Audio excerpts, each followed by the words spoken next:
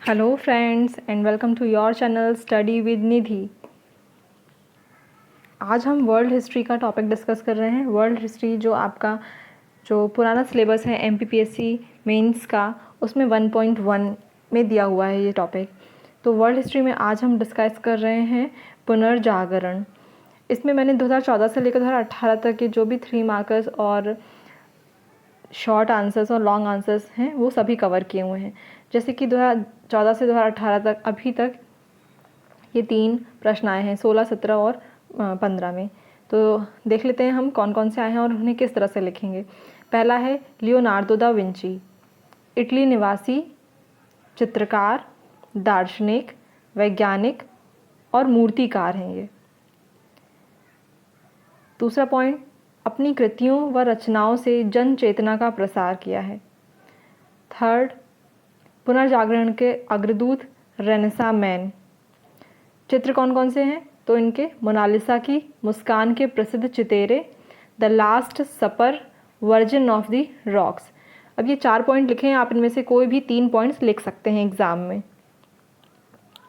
Next है Rafale, 2017 में आया हुआ क्वेश्चन है ये। इटली निवासी कवि, विद्वान, चित्रकार व वास्तुकार। प्रसिद्ध रचना ईसा मसीह की माता मैडोना का चित्र, भित्ति चित्रों की परंपरा को आगे बढ़ाया है, पुनर्जागरण में अहम भूमिका है। तो इस तरीके से हम लिखेंगे राफेल के बारे में। ये भी 4 पॉइंट्स हैं, 4 से 5 पॉइंट हैं, आप इसमें कोई भी 3 पॉइंट्स लिख सकते हैं। एरेस्मस, हॉलैंड निवासी प्रबुद्ध विद्वान, मानवतावादियों का राजकुमार, अंधविश्वास अज्ञानता दूर करने का प्रयास किया। कृतियां हैं इनकी कोलाक्विज, हैंडबुक ऑफ क्रिश्चियन सोल्जर। तो ये हुआ एरेस्मस के बारे में, जो 2015 में आया हुआ प्रश्न है एमपीपीएससी मुख्य परीक्षा में। तो ये थे 3 मार्कर्स जो एग्ज़ाम में आए हुए हैं अभी तक।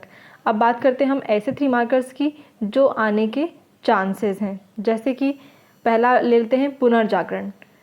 ठीक है, हमारा टॉपिक ही है पुनर्जागरण, तो आ सकता है प्रश्न 3 नंबर में कि पुनर्जागरण क्या है। तो अर्थ फिर से जागना, यूरोप में 14 से 16वीं शताब्दी के बीच सामाजिक, आर्थिक, राजनैतिक, सांस्कृतिक, धार्मिक क्षेत्र में हुए नए सकारात्मक परिवर्तन व बौद्धिक जागृति को पुनर्जागरण कहा जाता है।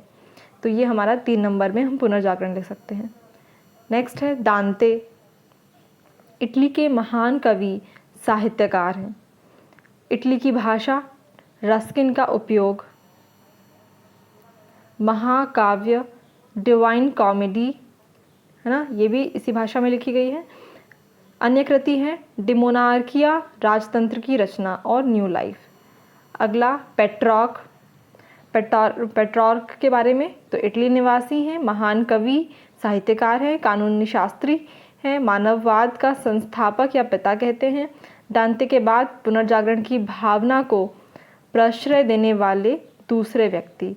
कृतियाँ हैं इनकी सोनेट, फैमिलियर लेटर्स, ऐसे ही बोकाशियो। तो इस तरह से हमने कई सारे 3 मार्कर्स कवर किए हैं जो संभवतः पुनर्जागरण वर्ल्ड हिस्ट्री में बन सकते हैं। तो इस तरह से हमारे जो नोट्स हैं उसमें कवर किया गया है। पहला जितने प्रश्न आ चुके हैं एग्ज़ाम में, देन जो भी संभावित 3 मार्कर्स हैं।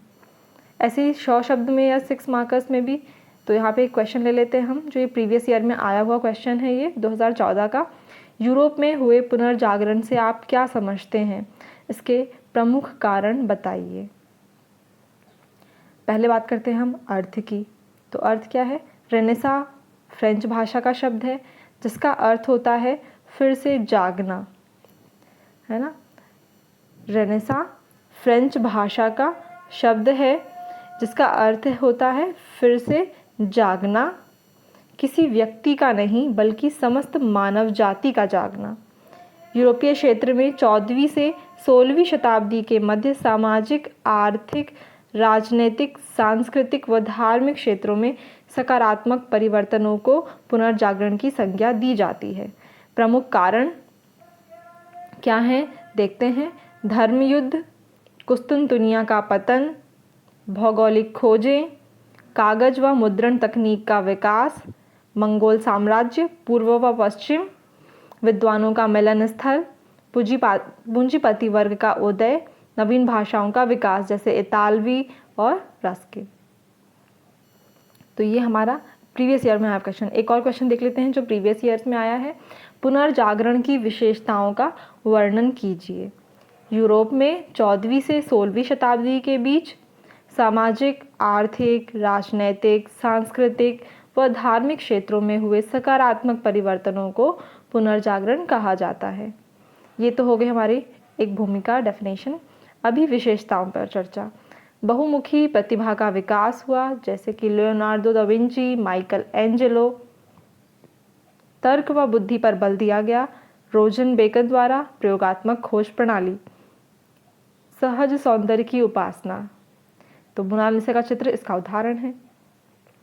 जिज्ञासु प्रवृत्ति व खोजी दृष्टि का विकास, मानववाद व व्यक्तिवाद को बल दिया, लौकिक संस्कृति को बढ़ावा, अंधविश्वास व आडंबरों का विरोध, धर्मनिरपेक्षता के कारण धर्म के प्रभाव में कमी, इहलोक पर बल दिया गया, अज्ञानता के स्थान पर ज्ञान में वृद्धि, मध्यम वर्गीय चेतना का उदय, आस्था के स्थान पर बौद्धिकता। तो ये हमारा प्रश्न तैयार हो गया, पुनर्जागरण की विशेषताओं का वर्णन।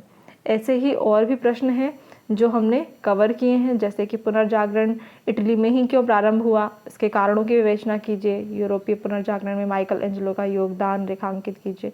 तो इस तरह से बहुत से क्वेश्चन हैं जो एग्ज़ाम में आए हुए हैं, वो कवर किए हैं हमने, और साथ ही ऐसे प्रश्न पर भी प्रकाश डाला है जो एग्ज़ाम में आने की संभावना है। तो होपफुली आपको वीडियो पसंद आया है, तो प्लीज़ चैनल को लाइक कीजिए, शेयर कीजिए और सब्सक्राइब कीजिए। Thank you friends.